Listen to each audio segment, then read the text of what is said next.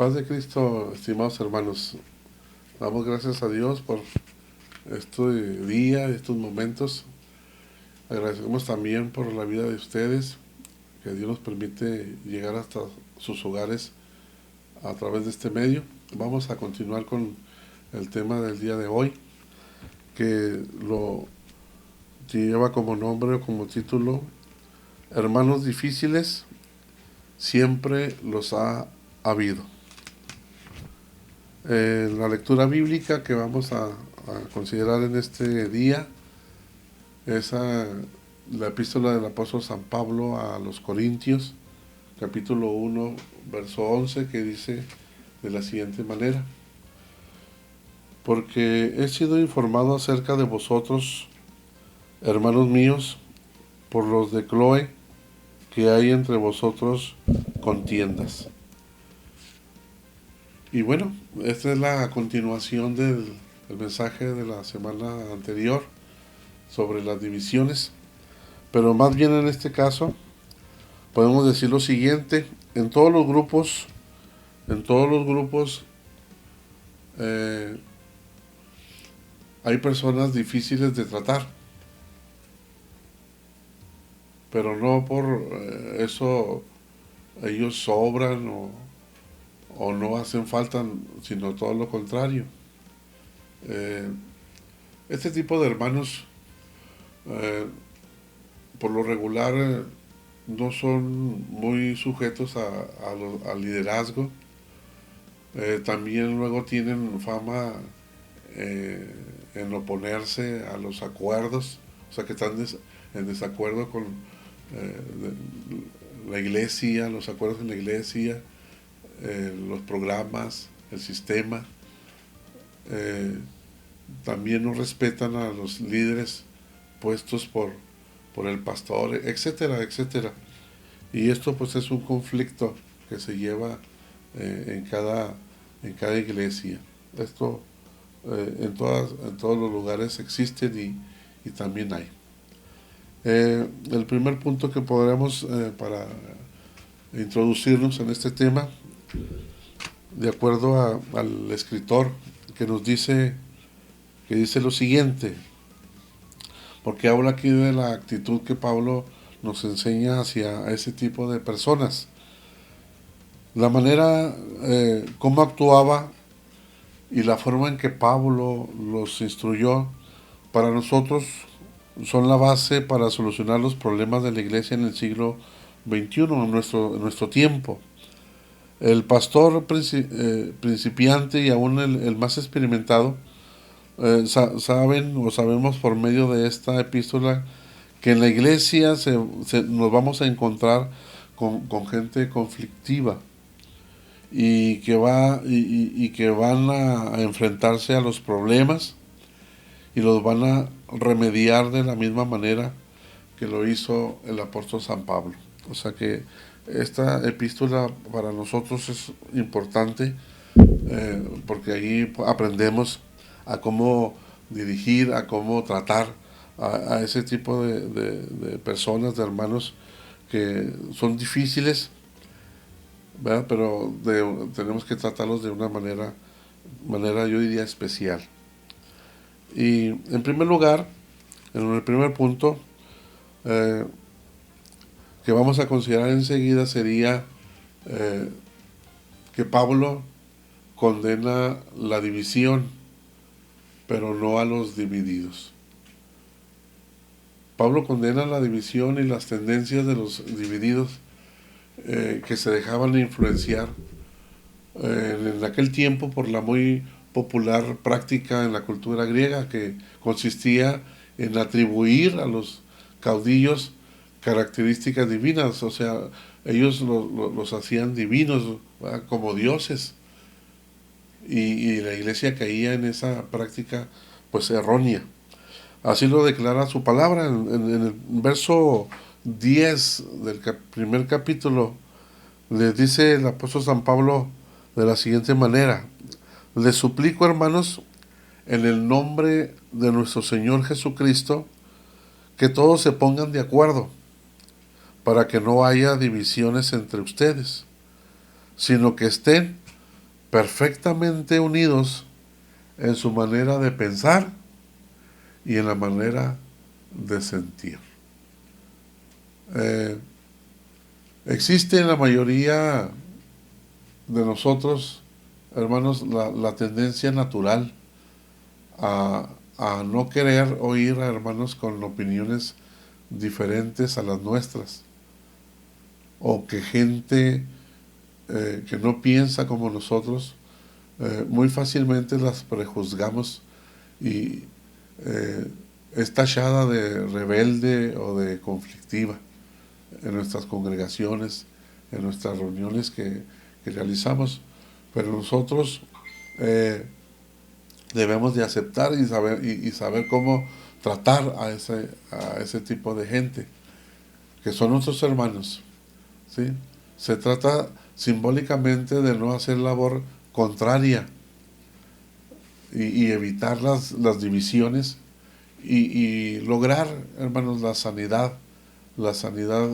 interior de nuestros hermanos. Todos somos diferentes, con diferente carácter, con diferentes emociones también, y pensamientos, criterios, a veces muy personales, y que a veces se choca porque no estamos de acuerdo en la misma opinión.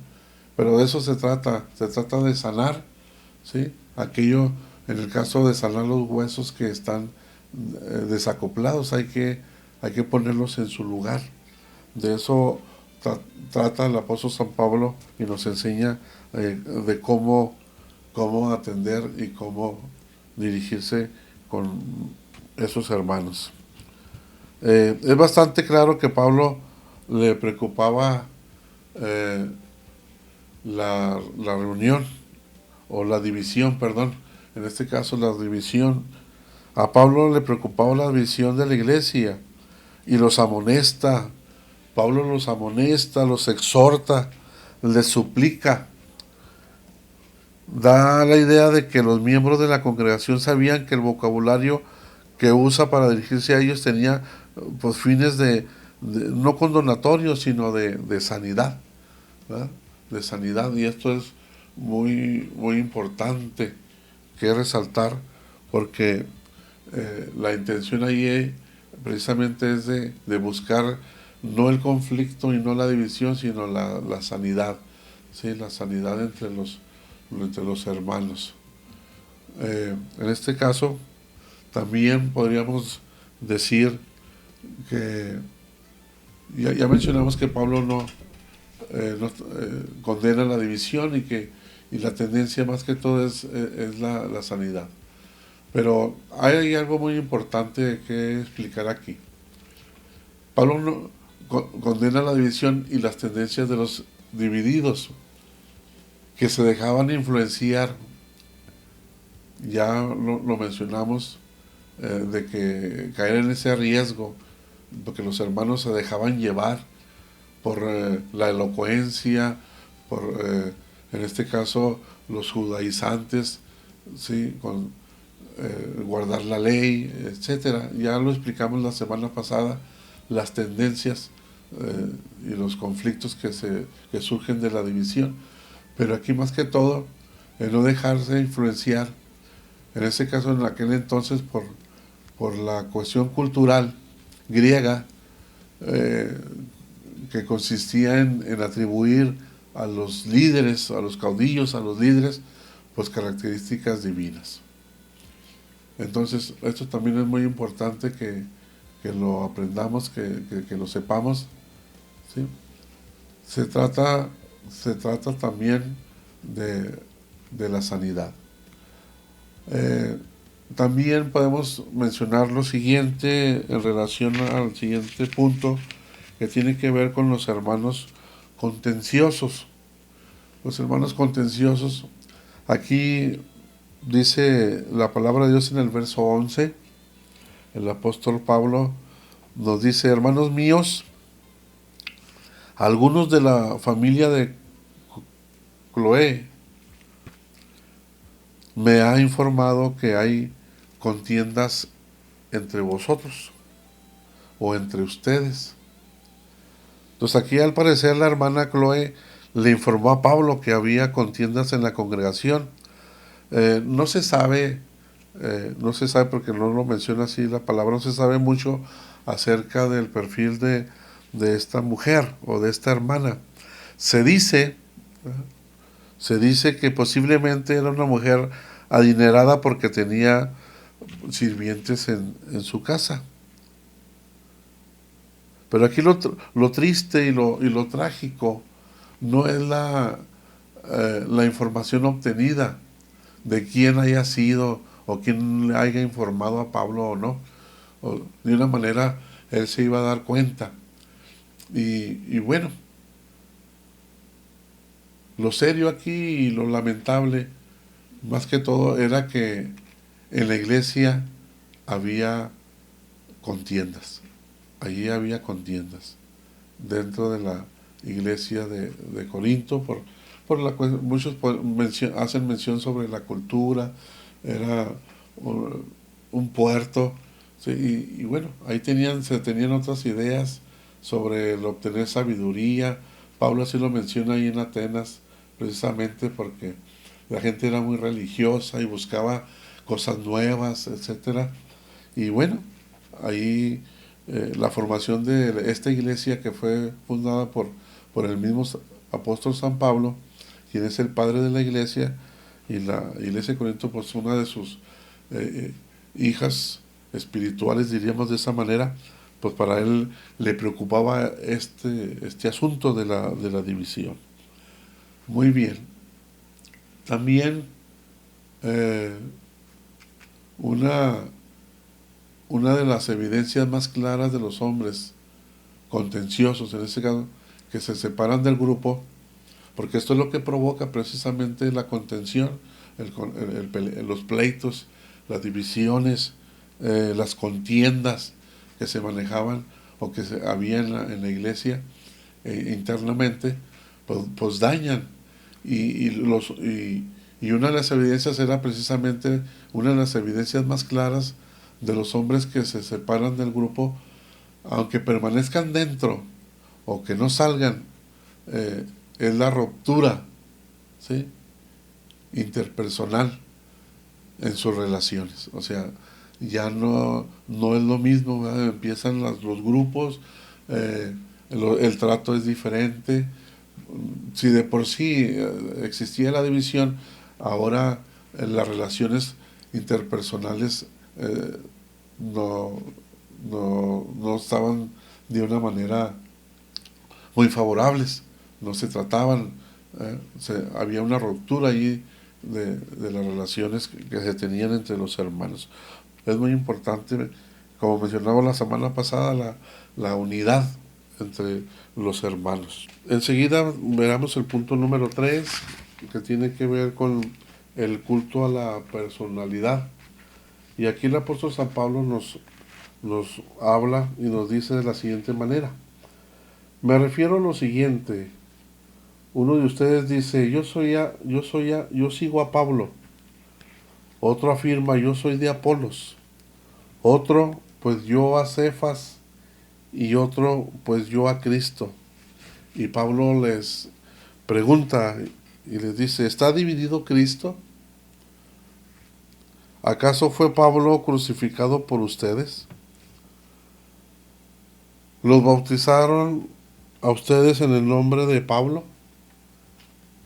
Y esto es importante que resaltar porque los creyentes se enfocaban mucho en la personalidad de cada uno de los líderes. Es, es, es, es como conocido como el culto, o el culto a la personalidad es como conocido como culto a la persona, ¿sí? Y este mismo error se manifiesta hoy en día dentro de la iglesia, cuando algunos creyentes se apegan más a un pastor o se apegan más a un ministro. Recuerden que la semana pasada hablábamos de los extremos. ¿Sí? No es que sean malos los hermanos, son muy buenos líderes, muy buenos pastores, Pero aquí el problema es de que se apegan mucho o se van al extremo más a un pastor o a un ministro que al mismo Cristo, de seguir a Cristo en las iglesias. Y esto es importante también considerarlo en el culto a la personalidad. Y aquí podemos mencionar también lo siguiente, tengamos mucho cuidado, tengamos cuidado de exaltar el mensaje de Dios o de Cristo, de su palabra. Tengamos cuidado de exaltar la palabra o el mensaje y no al mensajero o no a la persona que está exponiendo. O sea, no hay nada de malo que existan eh, líderes con más carisma o con más atractivos que otros, algunos más atractivos que otros, ¿verdad? De la manera de hablar, a quienes les gusta, mencionamos esto la semana pasada, a quienes les gusta el júbilo, y a otros les gusta lo apacible, lo tranquilo. O sea, ni uno ni el otro debe de contender, ¿verdad? En ese sentido. Aquí lo malo es de esto, hermanos, es que hay líderes que ellos mismos, o el mismo líder, o el mismo pastor, el mismo ministro, ¿sí? Ellos mismos fomentan el culto a la personalidad. ¿Sí? Esta clase de líderes, la Biblia nos enseña o se refiere a ellos como lobos con pieles de ovejas. Y debemos de tener mucho cuidado con esa clase de personas. ¿Sí? Para concluir, concluyendo en lo siguiente, podemos decir lo siguiente. Cuando nosotros mantenemos o eh, cuando nosotros mantenemos malas relaciones y nos dejamos llevar por la división, estamos predicando lo opuesto a lo que enseña la palabra de Dios. Es lo opuesto de la enseñanza bíblica y en cuanto a la comunión cristiana o a la disciplina o la comunión cristiana, más que todo, de la unidad. ¿Por qué? Porque damos mal testimonio hacia el mundo que está pues mirando atentamente lo que hacemos para ver cómo vivimos. Y también muy conocido y con una expectativa, la gente, a nosotros como creyentes, nos observan más de cerca y con más cuidado para ver si practicamos lo que predicamos. ¿Sí?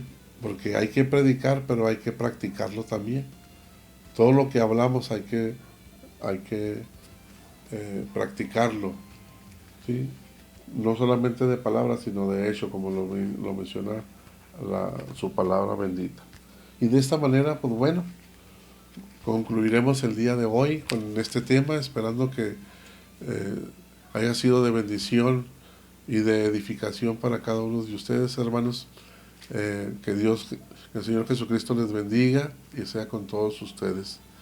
Recuerden que los queremos y los extrañamos mucho y muy pronto nos estaremos viendo.